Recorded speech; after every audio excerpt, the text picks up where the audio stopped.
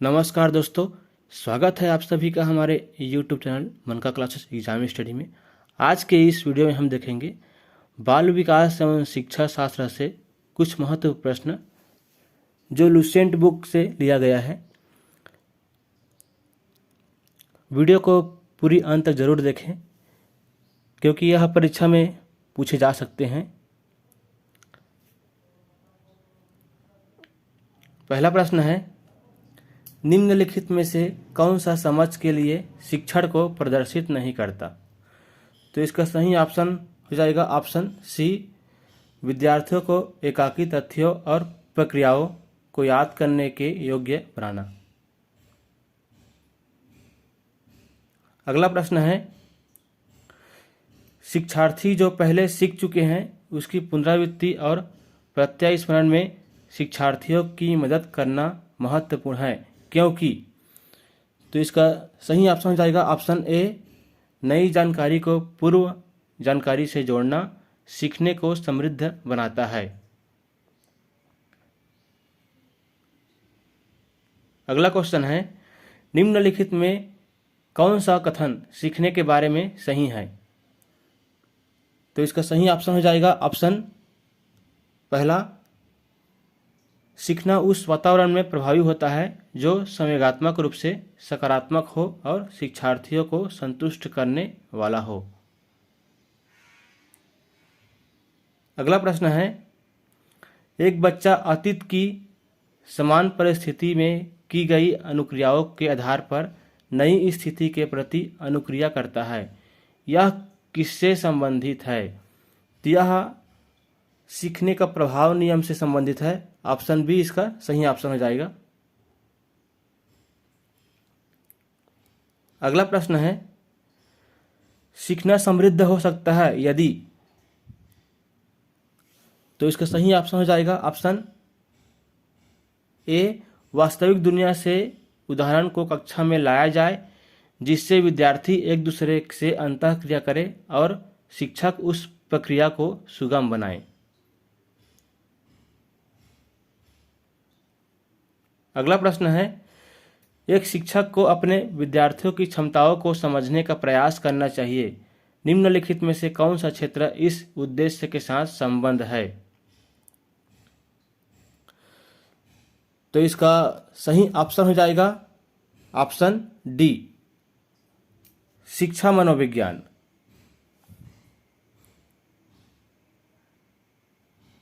अगला प्रश्न है, शिक्षार्थियों का आत्मनियमन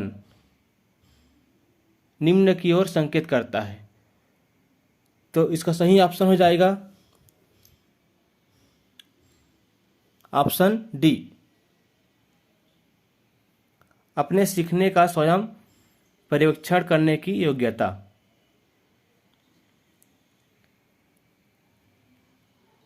अगला प्रश्न है, निम्नलिखित में से किस कथन को सीखने का लक्षण के रूप में नहीं माना जा सकता?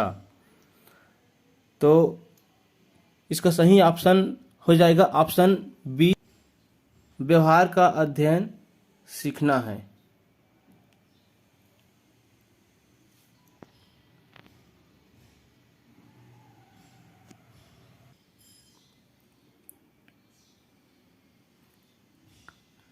अगला प्रश्न है, सिद्धांत के रूप में रचनावाद। तो इसका सही ऑप्शन हो जाएगा ऑप्शन ए, दुनिया के बारे में अपना दृष्टिकोण निर्मित करने में विद्यार्थी शिक्षार्थी की भूमिका पर बल देता है।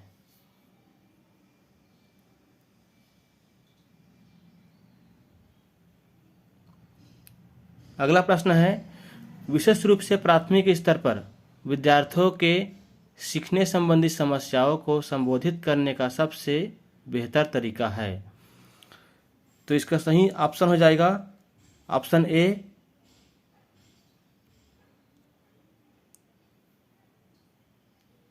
अक्षमता के अनुरूप विभिन्न शिक्षण पद्धतियों का प्रयोग करना।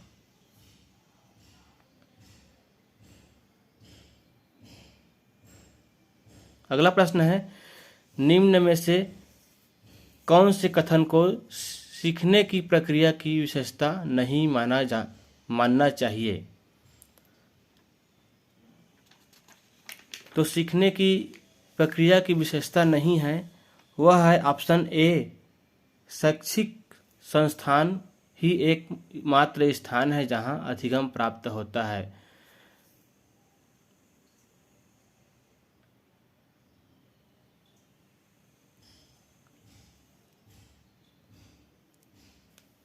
अगला क्वेश्चन है, सीखने के अंतर्दृष्टि सिद्धांत को निम्नलिखित में से किसने बढ़ावा दिया? तो सीखने के अंतर्दृष्टि सिद्धांत को बढ़ावा दिया था ऑप्शन ए, गेस्टाल्टवाद सिद्धांतवादी ने।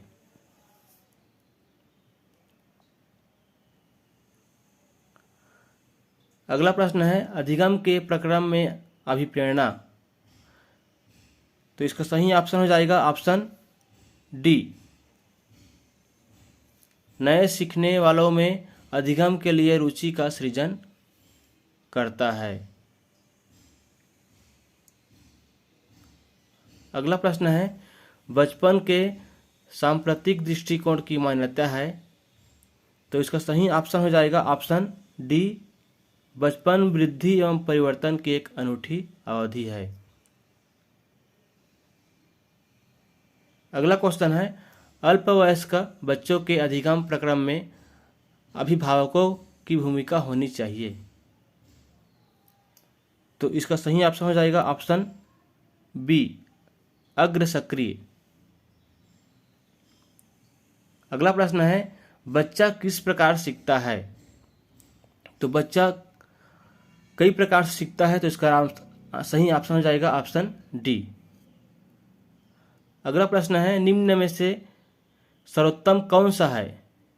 एक अच्छा अध्यापक। तो इसका सही ऑप्शन हो जाएगा ऑप्शन सी, विद्यार्थियों को सदैव सीखने के लिए प्रेरित करता है, वह सबसे अच्छा अध्यापक कहलाएगा।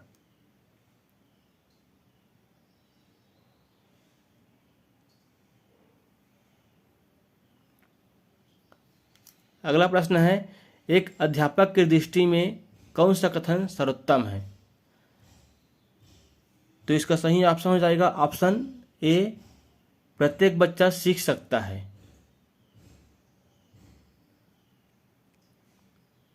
अगला प्रश्न है, सीखने की प्रक्रिया में विद्यार्थी द्वारा की गई त्रुटियों के संबंध में आपकी दृष्टि में निम्न में से कौन सा कथन सर्वोत्तम है? तो इसका सही ऑप्शन हो जाएगा ऑप्शन बी, त्रुटियां अधिगम प्रक्रिया का भाग है। अगला प्रश्न है, एक कॉलेज जाने वाली लड़की ने फर्श पर कोट फेंकने की आदत डाल ली है। लड़की की मां ने उससे कहा कि कमरे से बाहर जाओ और कोट को खूंटी पर टांगो। लड़की अगली बार घर में प्रवेश करती है, कोट को हाथ पर रखकर अलमारी की तरफ जाकर कोट को खूंटी पर टांग देती है। यह उदाहरण किसका है? तो यह श्रृंखलागत अधिगम का उदाहरण है, ऑप्शन ए सही हो जाएगा। अगला प्रश्न है, अधिगम को प्रभावित करने वाला व्यक्तिगत कारक है। तो इसका सही ऑप्शन हो जाएगा ऑप्शन डी, परिपक्वता एवं आयु। 22वां प्रश्न है, अधिगम निर्योग्यता का लक्षण है। तो इसका सही ऑप्शन हो जाएगा ऑप्शन सी, अवधान संबंधी बाधा या विकार।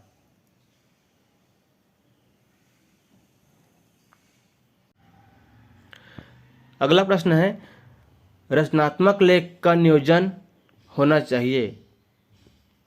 तो इसका सही ऑप्शन हो जाएगा ऑप्शन डी, सभी छात्रों के लिए। अगला प्रश्न है, सीखने के वे कौन से कारक हैं जो सीखने को प्रभावित करते हैं? ऑप्शन दिया हुआ है, शिक्षार्थी का शारीरिक मानसिक स्वास्थ्य, प्रेरणा और उपलब्धि का प्रेरणा स्तर, उत्सुकता और इच्छा शक्ति। उपयुक्त सभी। तो इसका सही ऑप्शन हो जाएगा ऑप्शन डी, उपयुक्त सभी।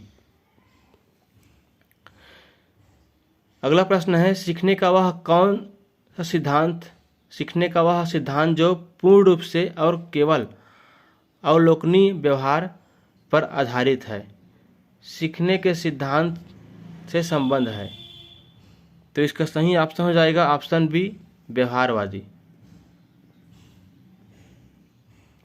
अगला प्रश्न है, शिक्षार्थियों को खाली स्थान के लिए प्रोत्साहित नहीं करना चाहिए। तो इसका सही ऑप्शन हो जाएगा ऑप्शन सी, शिक्षक जो पूछ सकते हैं उन सही प्रश्नों के उत्तर याद करने। अगला प्रश्न है, निम्नलिखित में से कौन सा रचनात्मक आकलन के लिए उचित उपकरण नहीं है। तो इसका सही ऑप्शन हो जाएगा ऑप्शन बी, सत्र परीक्षा। अगला प्रश्न है, विद्यार्थियों के सीखने में जो रिक्तियां रह जाती है उसके निदान के बाद खाली स्थान होना चाहिए। तो इसका सही ऑप्शन हो जाएगा ऑप्शन डी, समुचित उपचारात्मक कार्य। अगला प्रश्न है, निम्न में से कौन शिक्षण कुशलता से संबंधित है। तो सही ऑप्शन हो जाएगा ऑप्शन डी, ये सभी हो जाएगा। श्याम पट पर लिखना, प्रश्नों को हल करना, प्रश्न पूछना। अगला प्रश्न है, खाली स्थान को अनुप्रेरित शिक्षण के एक संकेत के रूप में विवेचित किया जाता है। सही ऑप्शन हो जाएगा इसका ऑप्शन सी, विद्यार्थियों द्वारा प्रश्न पूछना। अगला प्रश्न है, आप एक अति सक्रिय बालक को कैसे सही दिशा में लाएंगे। तो इसके लिए सटीक आंसर हो जाएगा ऑप्शन सी, उसे श्याम पट आदि साफ करने का काम देंगे। अगला प्रश्न है, एक अभिभावक आपसे विद्यालय में मिलने के लिए कभी नहीं आता, आप क्या करेंगे। तो ऑप्शन हो जाएगा इसका सही ऑप्शन सी, आप स्वयं उनसे मिलने जाएंगे। अगला प्रश्न है, बच्चे की जिज्ञासा शांत करनी चाहिए। तो इसका सही ऑप्शन हो जाएगा ऑप्शन डी, तत्काल जब विद्यार्थी द्वारा जिज्ञासा की गई है। अगला प्रश्न है, शिक्षक को ज्ञान होना चाहिए। तो इसका सही ऑप्शन हो जाएगा ऑप्शन डी, अध्यापन विषय एवं बाल मनोविज्ञान का। 35वां प्रश्न है, शिक्षक एवं विद्यार्थी के संबंध के मध्य संबंध होना चाहिए। तो इसका सही ऑप्शन हो जाएगा ऑप्शन डी, यह सभी।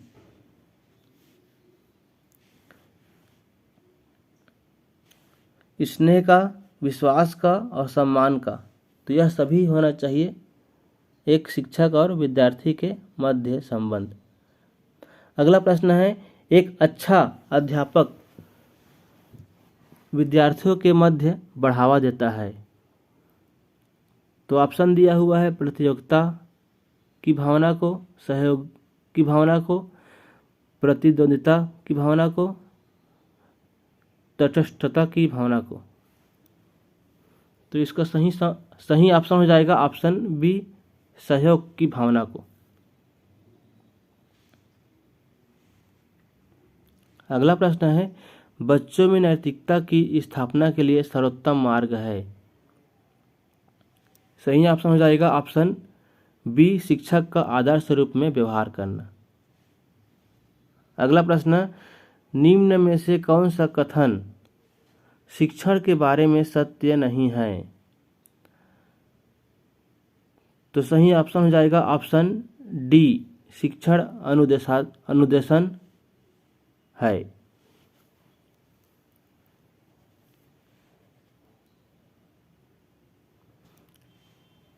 अगला प्रश्न है, निम्न में से कौन सा व्यवहार भावात्मक बाधा को प्रदर्शित नहीं करता? तो सही ऑप्शन हो जाएगा ऑप्शन डी, स्वालीनता। अगला प्रश्न है, आपकी कक्षा के कुछ छात्र अति मेधावी है, आप उन्हें किस तरह पढ़ाएंगे? तो सही ऑप्शन हो जाएगा ऑप्शन सी, समृद्धकरण कार्यक्रमों के द्वारा।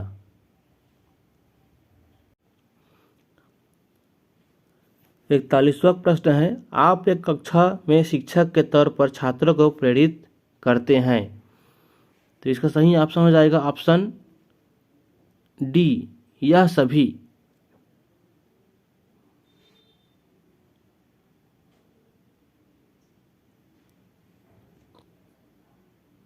अगला प्रश्न है,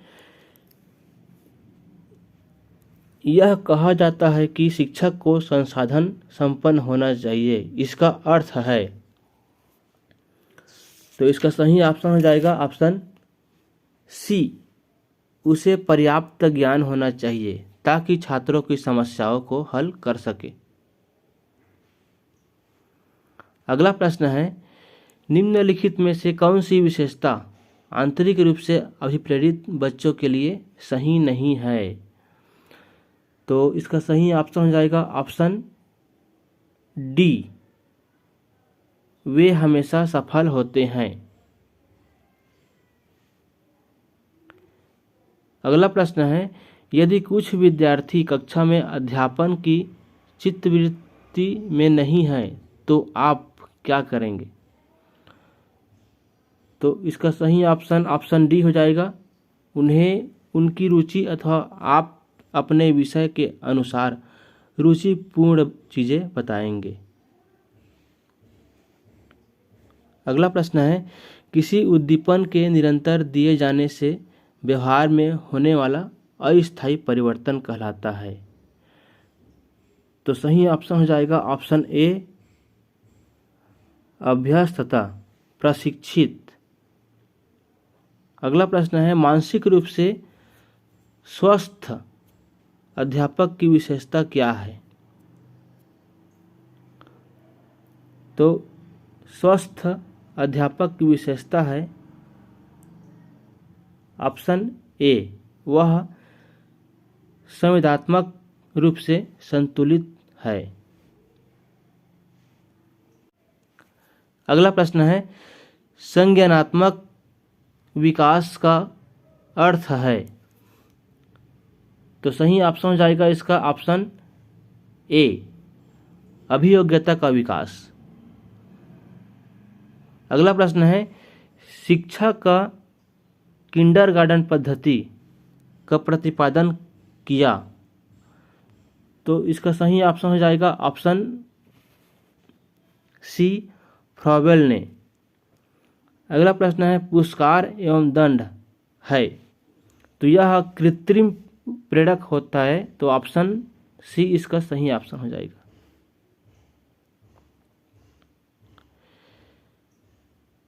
इसी तरह के वीडियो के लिए हमारे चैनल सब्सक्राइब करें एवं वीडियो अच्छी लगे तो लाइक करें।